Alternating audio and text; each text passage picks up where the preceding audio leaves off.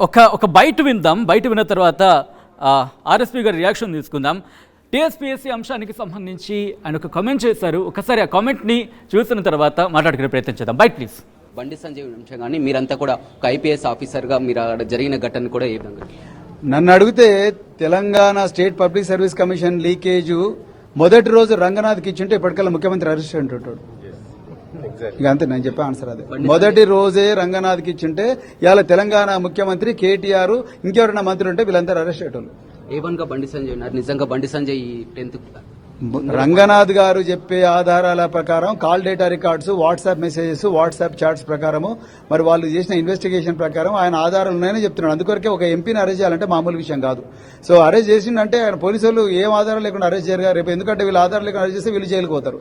So తప్పకుండా ఆయన చేసింటాడని ఆయన రంగనాథ్ చెప్తున్నారు. రంగనాథ్ గారు చెప్పిన వర్షనే నేను చెప్తున్నా. రంగనాథ్ గారు స్టేట్మెంట్ ఆధారంగా పోయి రిమాండ్ రిపోర్ట్ ఆధారంగా పోతే తప్పకుండా బండి సంజయ్ గారు చేసింటారు అనుకుంటున్నా. అది తప్పు, అట్లా చేయడం కరెక్ట్ కాదు. విద్యార్థుల జీవితాలు ఆడుకోవడం కరెక్ట్ కాదు. ప్రవీణ్ గారు మీ రియాక్షన్?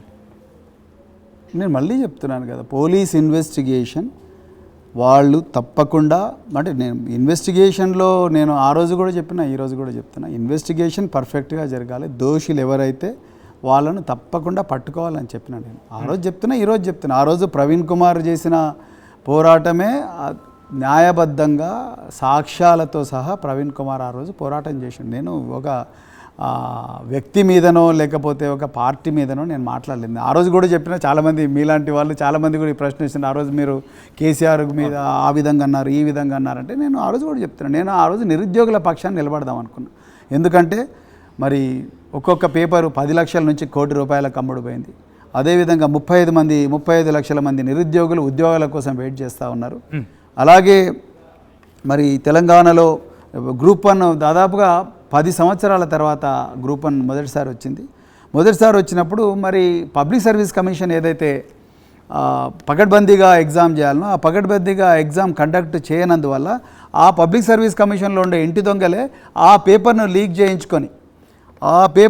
చేయించుకొని బార్లల్లో, రెస్టారెంట్లలో కూర్చొని వాళ్ళు ఆ లీక్ అయిన పేపర్తో ప్రిపేర్ అయ్యి వచ్చి ఒక్కొక్కరు 120 నుంచి 130 మార్కులు తెచ్చుకున్నారు 200 కోసం. అంటే మీరు అర్థం చేసుకోండి ఈ విషయం. సో అందుకు నిరుద్యోగ సమాజం అంతా కూడా చాలా నిరాశతో ఉండి ఆత్మహత్యలు చేసుకునే పరిస్థితి వస్తే వాళ్ళ తరపున గొంతెత్తి నేను ఆమరణ నిరాహార దీక్ష కూడా చేసిన. ఆనాడు ప్రభుత్వం నన్ను అరెస్ట్ చేసింది. సో నేను ఆ రోజు ఏమన్నా, ఇన్వెస్టిగేషన్ నిష్పక్షపాతంగా జరగాలి, జనార్దన్ రెడ్డి గారిని డిస్మిస్ చేయాలి, బర్తరఫ్ చేయాలి టీఎస్పీఎస్సీ చైర్మన్ అని చెప్పి నేను డిమాండ్ చేసిన. కానీ ఆ రోజు ప్రభుత్వం చేయలేదు. అది కేసీఆర్ గారు ఉన్నారా, కేటీఆర్ గారు ఉన్నారా ప్రభుత్వంలో అనేది ఇమ్మెటీరియల్. కానీ ఆ రోజు ఆ ప్రభుత్వం జనార్దన్ రెడ్డి గారిని మరి ఇమీడియట్గా బర్తరఫ్ చేసిందంటే ఈరోజు మనకు ఆ పరిస్థితి, అంటే నిరుద్యోగుల్లో అంత వ్యతిరేకత వచ్చిండేది కాదనేది నేను ఇప్పటికి కూడా నమ్ముతున్నాను. అసలైన తొలి వెలుగు. ఫాలో వాట్సాప్ @తొలి వెలుగు official.